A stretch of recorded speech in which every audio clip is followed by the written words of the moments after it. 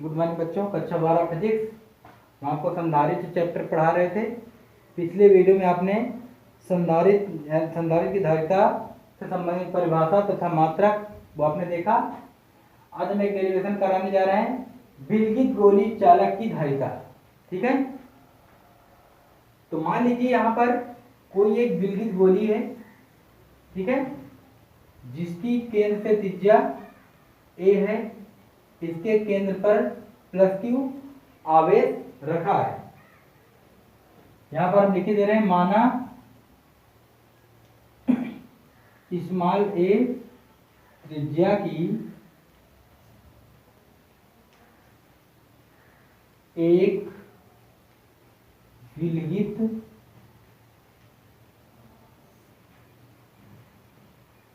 गोलीय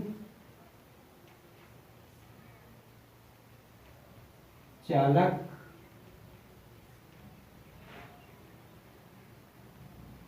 किसी माध्यम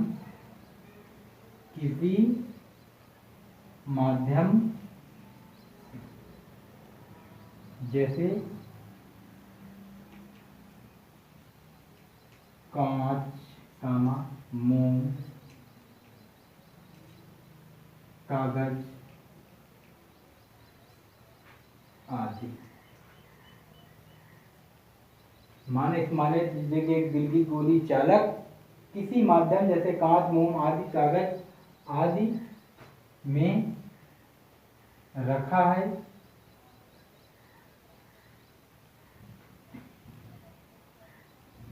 जिसके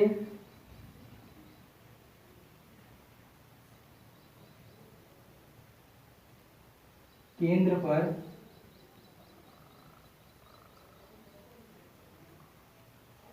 +q आवेश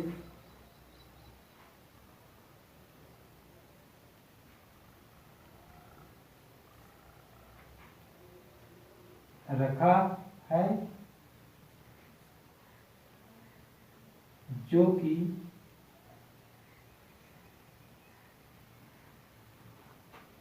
उसके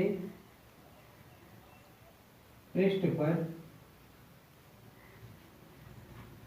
एक समान रूप से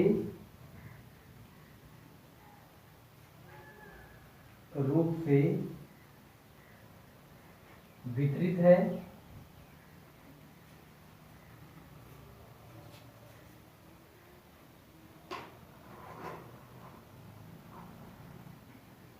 ठीक है। यहाँ पर पहले जितना हमने लिखा है उसको हम समझा दे रहे हैं। मान एक स्मॉल एक त्रिज्या की एक विलगित गोली चालक, ठीक है, किसी माध्यम, मान लीजिए माध्यम हो गया आपका कोई भी माध्यम, जैसे कांच, मोम, कागज आदि के बीच में रखा हुआ है, ठीक है, जिसके केंद्र पर +q आवेश है और जो कि उसके पृष्ठ पर एक समान रूप से वितरित हो गया है।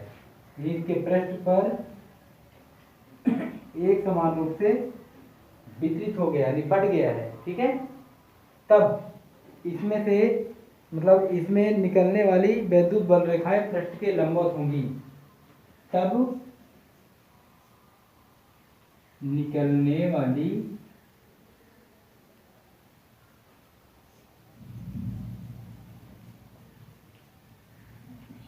वैद्युत बल रेखाएं पृष्ठ के लंबवत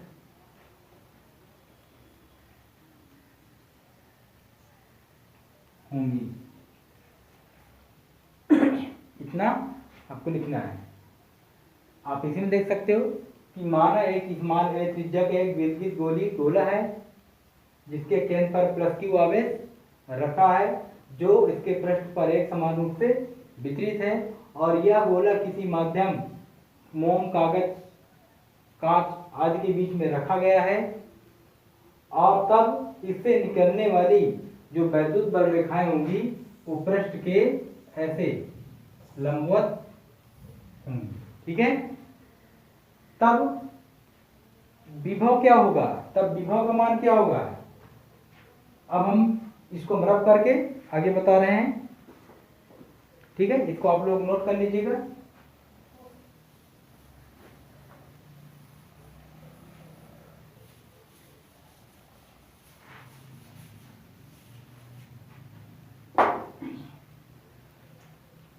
तब विभव का मान v बराबर 1/4 पाई एप्सिलॉन 0 के, क्योंकि माध्यम इसमें है इसलिए के प्रयोग में आ जाएगा, q बटे a, क्योंकि यहाँ पर त्रिज्या a मानी गई है ना कि r मानी गई है। ठीक है, तो अब आप देख सकते हो। और हमने कल फार्मूला इसका हमने निकलवाया था क्या, c बराबर q अपान v, c बराबर q अपान v। ठीक है, ये फार्मूला हमने कल आपसे करवाया था, तो यहाँ पर आप सीधे इसका मान रख दीजिए,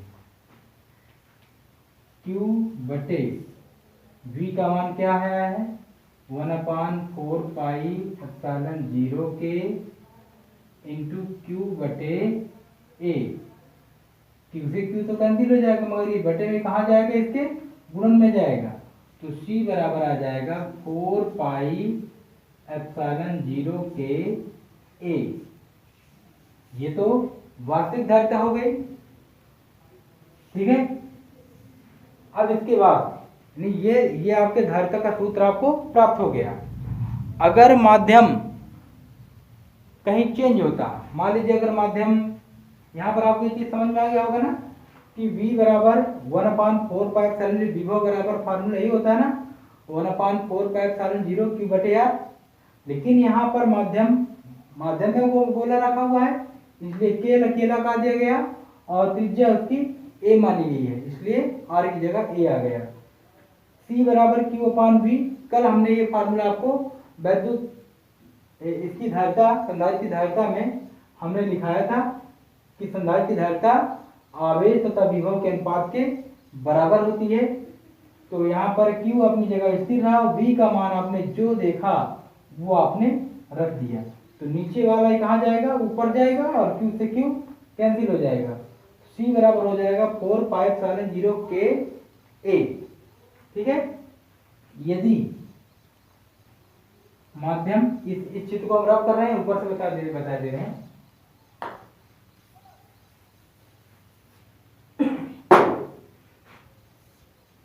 यदि माध्यम वायु हो तब के का मान 1 होगा। यदि माध्यम वायु हो जाए तो तब वायु संधारित्र की धारिता, तब वायु संधारित्र की धारिता, वायु संधारित्र एक नए नाम से C0, ये है आपका वायु संधारित्र। ठीक है, धारिता हो जाएगी 4 पाई एप्सिलॉन 0। अब यहाँ के बराबर क्या रख देंगे, 1 इंटू 1 इंटू a, तो C0 बराबर आ जाएगा 4 पाई एप्सिलॉन 0 a। समीकरण इसको 2 मान लीजिए, इसको समीकरण 1 मान लीजिए। डेरिवेशन आपका यहीं से पूरा हो जा रहा है, लेकिन धारिता और वायु संधारित्र में हम संबंध भी आपको साथ में इसी डेरिवेशन में आपको दिखाई दे रहे हैं। ठीक है, तो अब आगे लिखेंगे समीकरण 1 व 2, 1 से 2 को भाग देने पर, एक क्या है आपका C, इसका एलएचएस C0, उसका एलएचएस 4 पाई एप्सिलॉन 0 के a, और इसका एलएचएस 4 पाई एप्सिलॉन 0 a। ये हमने समीकरण 1 और 2 को आपस में हमने भाग दिला दिया। तो यहाँ से आपको अब देखिए क्या प्राप्त होता है, क्या क्या आपका कट जाएगा, 4 से 4 कट गया, पाई से पाई कट गया, एप्सिलॉन 0 से एप्सिलॉन 0 कट गया, a से a कट गया। सूत्र आपको मिला C बटे C0 बराबर K, या हम इसको ऐसे लिख सकते C बराबर KC0। यानी संधारित्र तथा वायु संधारित्र में यही संबंध होता है। ठीक है, कि जो वास्तविक संधारित्र होता है, किसी माध्यम का संधारित्र, वो वायु संधारित्र के कांस्टेंट और वायु संधारित्र की धारिता के मान के गुणनफल के बराबर होता है। ये परिभाषा भी आप यहाँ से संधारित्र की और वायु संधारित्र दोनों की परिभाषा बना सकते हैं।